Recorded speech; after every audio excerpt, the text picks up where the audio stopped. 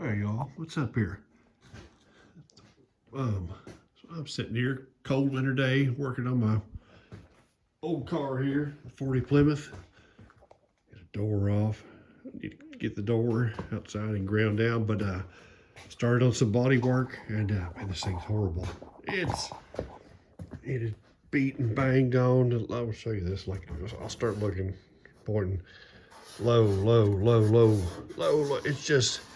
It's beat all over the place, and I had like body hammers and ollies, and they're all right. But I was watching a YouTube video, like everybody else, and this guy built a pneumatic planishing hammer out of a palm nailer. So I'm like, I watched it, and like, all right, so that's what I'm going to do. So let me show you this. So this is 18 gauge. I can give this thing several good hard whacks with a ball peen hammer.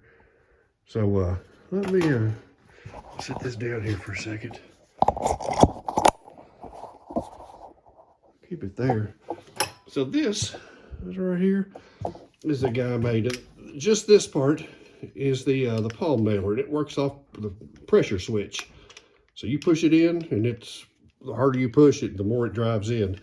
The one the other guy did, he put a basically took like part of a die grinder or some kind of pneumatic tool, and he could trigger it with his hand, which that works too. And I kind of like this, where you can kind of control the amount of pressure you put on it. You push it harder, and it works that way.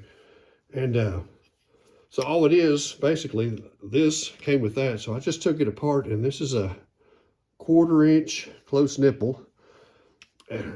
Stuff I had laying around here. A block of aluminum, and I basically bored a hole through it, and then tapped both ends, pipe taps, and just kind of laid it out there, a piece of stainless, and bent it, and then just welded it on there. And this is just I think this is 1 1/4 plate by 8 inches, about 1/4 inch thick. And I ended up using the way it works is the nails fit in this part, and but I measured it out and ended up using a drill bit.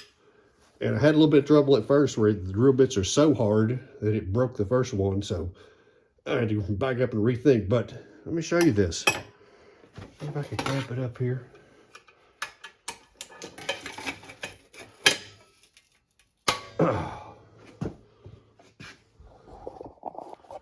Let's drop her down here, baby.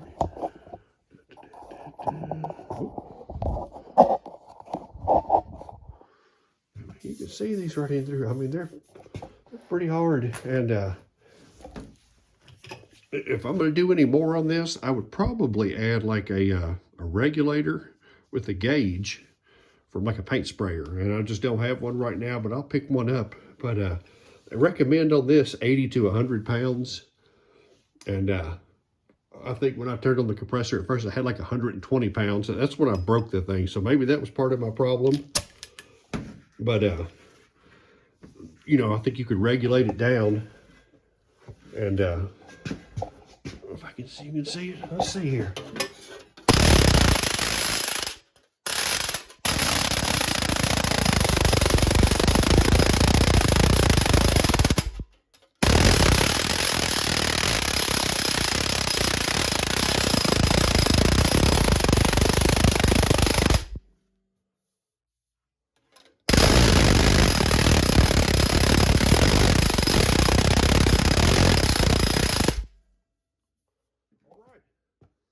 Probably should have had earphones on, but anyway, that's the whole gist of it. And